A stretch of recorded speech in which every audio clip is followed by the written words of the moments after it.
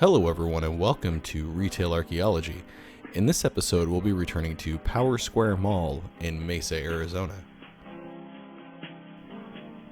We'll take a quick look at the map here in case you're not familiar with this mall, and you can see it's not very big. It opened as a small outlet mall in the 80s, and it's kind of struggled ever since Superstition Springs Mall opened just a few miles away. Now, the reason we're returning back here on this evening is because I had heard from several viewers that the situation had gotten much worse here. The last time we covered this mall, it was having a bit of a resurgence. A lot of antique shops and mom and pop boutiques and stuff like that had opened up in here, and it was really starting to look busy and like it was going to do well again. But unfortunately, as you can see, businesses like this Escape the Room place have closed up shop, and this one actually moved to Superstition Springs Mall, the one I just mentioned a minute ago. Over on the right there is a Mesa Public Library branch, which looks like it's going to be staying there for the time being. Here's a sign advertising one of the vintage stores that's going out of business, and there's a few of these signs throughout the mall, and they have these carts for sale that are strapped to them. I'm not sure what these carts are originally. We think they may have been maybe Toys R Us carts originally or something, but there's not really any markings on them to identify them, unfortunately. It looks like a lot of them have worn off. And here's another one of those vintage shops. Looks like this one's actually moving though and not going out of business. And there kind of seems to be an interesting mix. About half of them seem to be going out of business and the other half seem to have found somewhere else to move.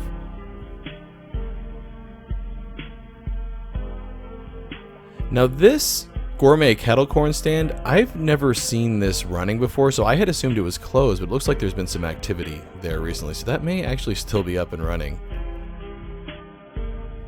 This is the emptiest I've ever seen this mall before. We were here at 6 in the evening. The mall closes at 8 p.m., but a lot of the stuff here, like I said, is either empty now or it closes before 8 p.m., except for the Anchor, the VF Factory outlet, which we'll take a look at in a few minutes. Here's another one of those carts that I mentioned. It looks like there's just kind of some discarded junk in here from the antique shop. This looks like a cover ripped off an old book, and there's an old broken frame here.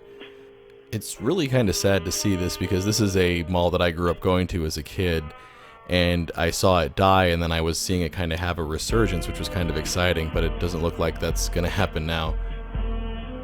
Just so many empty shops. I'm glad to see that a lot of them are moving though.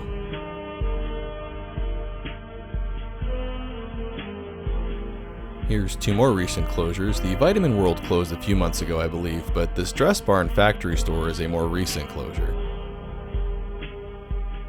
This was one of the few national chains that were remaining here as far as outlet stores go. You can see they closed at the beginning of September.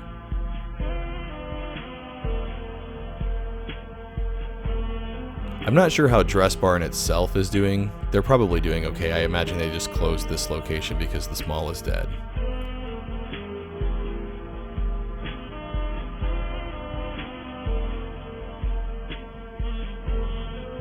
Now, Vitamin World, on the other hand, is struggling. So this doesn't surprise me at all that they closed up shop here.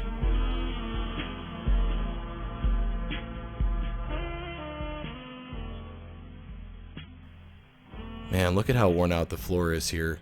There's a lot of parts in this mall where the flooring is worn out, but this is probably the worst part here, right in the middle.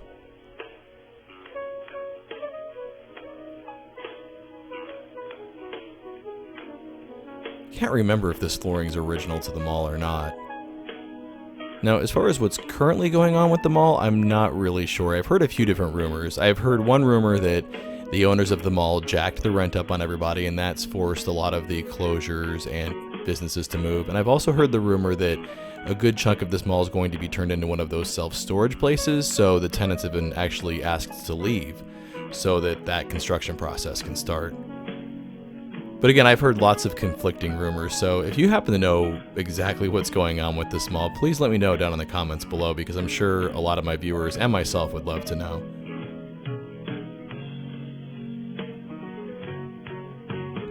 Now over here on the right, this closed shop, I believe this was the Kitchen Collection store, which was a original store to the mall, I believe. I just always kind of assumed this place would be here forever, so it's really interesting to see it closed now.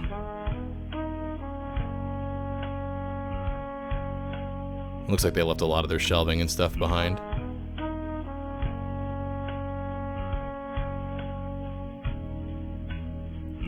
I love and hate those tile mosaics. I mean, they're ugly, but they remind me of like my childhood and just old malls in general. But man, that color scheme.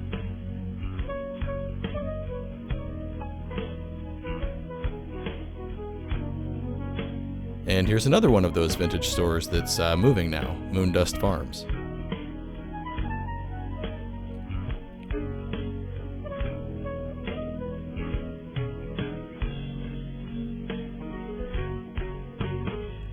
Something you may have noticed throughout this video are these coin-operated rides, and I'm pretty sure they're all vintage, like really old, and that's one of the things I love about this mall, especially this Batmobile ride here.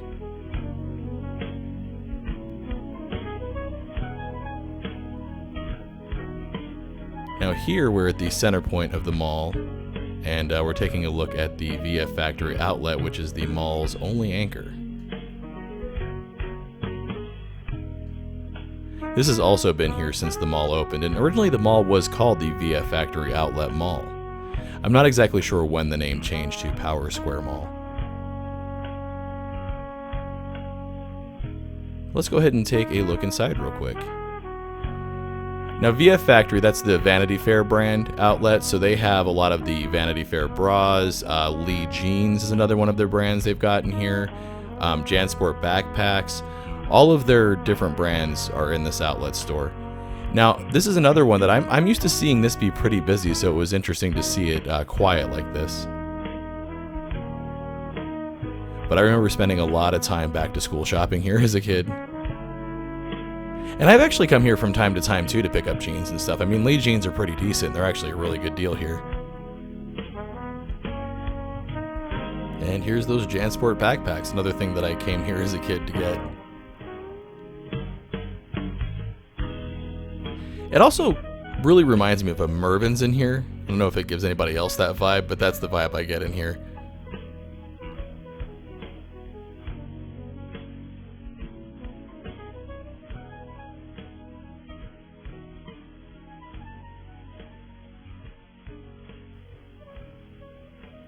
This is another store here that I would be surprised if this ever closed, but again, you never know with this mall anymore. It's been through so many different changes.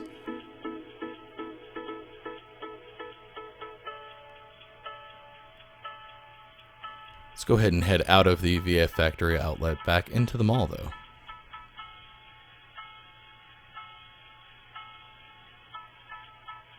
I really do like the industrial look of this mall. I like those big red columns, and I love that skylight that we looked at earlier that's in the middle of this atrium center point area.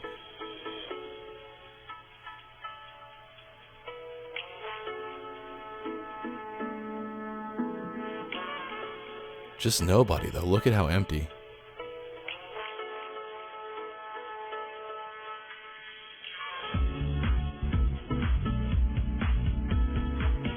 I can't remember what was in this green shop originally, but it looks like something's maybe moving in here. It's kind of interesting.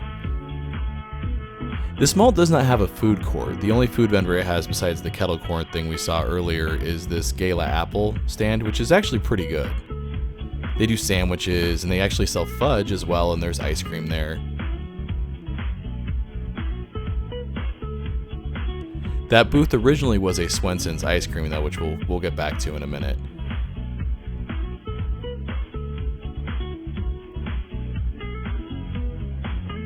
Now to the left is another antique shop, East Valley Antiques, and to our surprise we noticed this yellow sign on the window that says "We're staying," which makes me very excited because I had been here not too long ago and to purchase some gifts for somebody, and they had said that they were leaving and that a lot of the antique stores were leaving.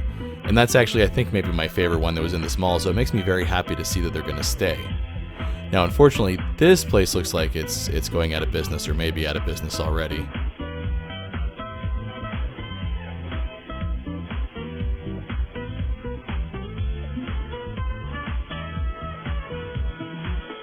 And the Corningware Outlet is closing. That's surprising. That was a toy store originally when I was a kid.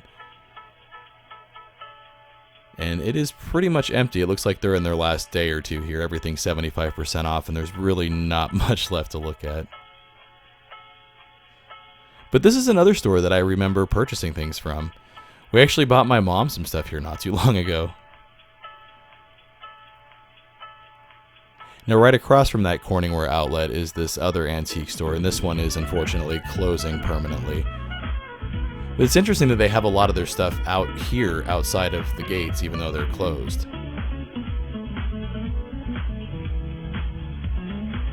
I actually kind of like that piece of furniture right there.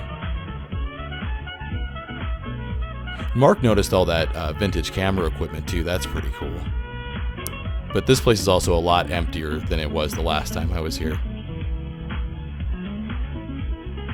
Now back to the Gala Apple. Mark noticed this signage. This was actually back from when it was a Swensons. It looks like they just somehow rubbed off the Swensons ice cream logo and put their logo. But if you notice, all of the other pictures and stuff are kind of really faded. So that's pretty interesting, like that banana split picture there. The ice cream events logo thing, though, that's new to this sign. So just kind of interesting that they recycled the sign that way. If you really want to experience an empty, dead mall, this is a good one to come to because, like I mentioned, even though the mall closes at 8, everything but the anchor pretty much closes at 6, but they still let you inside. This Bon Worth here that's been here for a very long time, I believe since opening, is also another one of the few stores that's still open till 8 o'clock. When we were all done filming, we were going to go out to my truck and grab my Sony Mavic floppy disk camera to take some pictures, and we noticed this gentleman here with his pet bird, and he actually spends a lot of time at this mall with this bird. I've seen him here before, and so we asked him if we could take a picture of his bird with my Sony Mavic floppy disk camera, and he let us do that. So here's the picture that he let us take.